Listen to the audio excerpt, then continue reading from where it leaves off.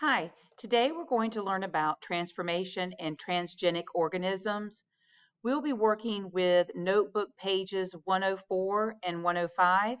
You may need to start and stop the video at times, so feel free to do that. Let's get started.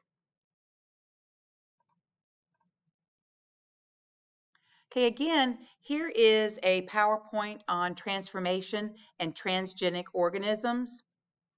So transformation is the process of putting a gene for a special protein from one organism into bacteria. So you can get that bacteria to make that special protein all by itself. We can now call the bacteria transgenic because, again, it's gotten DNA from a different organism. So transformation, again, is the process of taking one gene from one organism and putting it into a completely different organism. Again, the word transgenic is any living thing you've added new DNA to. Again, another way to say transgenic is genetically modified. A genetically modified organism, again, has new DNA added to it. And here's some, again, bioluminescent gene that has been added to organisms. So here's an example of how we use transformation and restriction enzymes to help make people's lives better. So the example I'm getting ready to go over is we're going to put the gene for insulin into bacteria so the bacteria will make insulin for you. So the first thing you're going to do is cut the human gene for insulin out using a restriction enzyme. Remember, restriction enzymes cut DNA at specific places. So here's the gene for human insulin, okay? And the scissors are representing the restriction enzyme. We're going to then take out a plasmid, which is a circular ring of DNA found in bacteria. We're going to take out the plasmid, and we're going to cut the plasmid, the bacterial DNA, with the same restriction enzyme.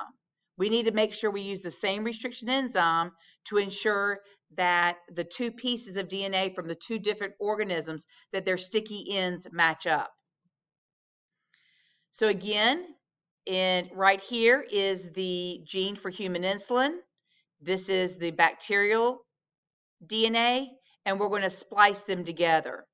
So this little piece, the human gene for insulin, is going to be inserted into this plasmid. So you're going to mix the insulin gene with the bacterial DNA.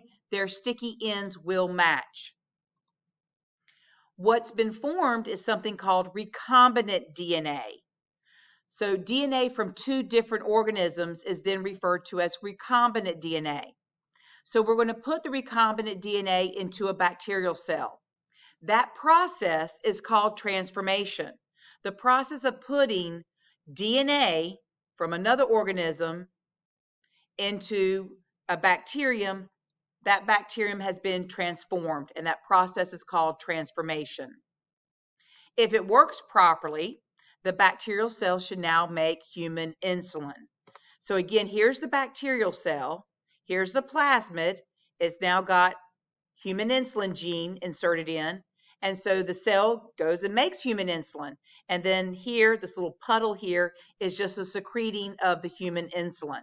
We bottle it up and give it to diabetics so they can treat their diabetes. So what are some of the benefits of transgenic organisms? Remember, if a living thing has new DNA added to it, we call that organism transgenic or a GMO, genetically modified. We can use transgenic organisms to treat disease like diabetes.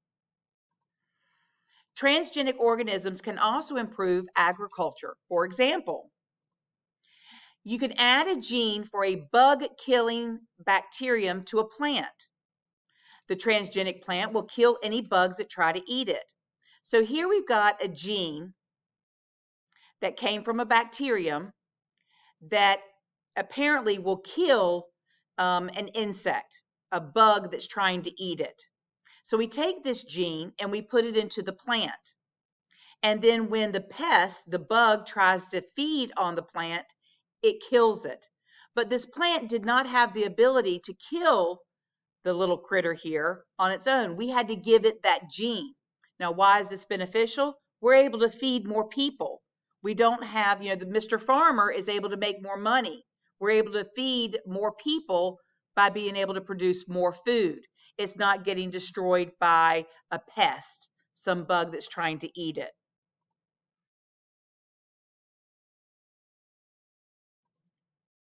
So again, some other benefits of transgenic organisms. Scientists have cut out an antifreeze gene from Arctic fish. So the fish has this antifreeze gene, this gene that prevents it from freezing in cold temperatures. And we've taken that gene and we've added it to strawberries. Now, again, why is that a big deal? Well, again, sometimes we can have an early frost when strawberries have just been planted, the seeds have been planted and they're growing. They're very vulnerable to really, really cold temperatures. So if they have this antifreeze gene, then they're not going to get damaged by that early frost. And so crops won't be destroyed. Again, more food for the population. So this enables the strawberries to grow when it's cold. Okay, now I would like to go to our graphic organizer. Okay, and again, I've already filled out all the blanks, and so you just feel free to start and stop the video as you need to.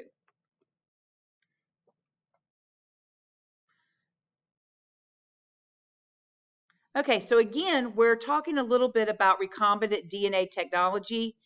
And again, how do we have bacteria making human insulin for us? Because that's where the insulin comes from. Bacteria, we've given the gene to make human insulin to the bacterium. And so bacteria make human insulin for us that we bottle up to give to diabetics. So here we have a person that does not suffer from diabetes. So their gene for making insulin is working great. Okay. This right here is human DNA. Now, specifically what I've highlighted in pink is the gene for human insulin. And what we're going to do is we're going to take some restriction enzymes and we're going to cut out the gene for human insulin. So these arrows here are pointing to the place where the restriction enzyme will cut the DNA. Okay. Well, down here, we've got a bacterium. And inside the bacterium, we've got a plasmid. Remember, a plasmid is a circular ring of DNA. We take the plasmid out. Again, we use the same restriction enzyme to cut the plasmid. So the plasmid opens up. Here's the human gene for insulin. And we're going to splice them together. So now we've formed recombinant DNA. So the plasmid is removed from the bacterium and cut open, again using restriction enzymes. The human gene is inserted. Now, when this recombinant DNA, remember recombinant DNA is DNA from two different organisms. You got the human DNA and you got the bacterial DNA. When that recombinant DNA is inserted back into the bacterium, that process is called transformation. So the recombinant DNA is inserted back into the bacterium. Again, that's transformation. So what does the bacterium do? It goes about its business, which is dividing. Well, before any organism divides, it's got to copy its DNA. So it copies the human gene along with its plasmid. And so one bacteria becomes two bacteria, but again, it copies the human gene for insulin. So the transgenic bacterium reproduces and copies the human gene for insulin each time it divides. That's basically gene cloning. We're allowing the bacterium to clone the human gene for us. So then, of course, the bacteria, okay, again, DNA is universal. So now it has the ability to produce insulin. It does. We bottle it up and we'll give it to diabetics. So insulin is produced on a mass scale for diabetics.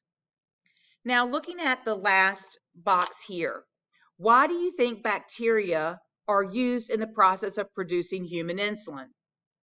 Okay, well, one good reason is bacteria reproduce asexually. So again, you're going to get, when it copies its DNA, you're getting an exact copy. So the human gene is basically cloned. So any bacteria that are produced are going to copy that human insulin gene, and that's going to be an advantage. So that's one reason why we use bacteria, because they reproduce asexually, not by sexual reproduction. Okay, guys, that's it. I hope if you have any questions, you will email me, and I hope everyone is safe. Take care.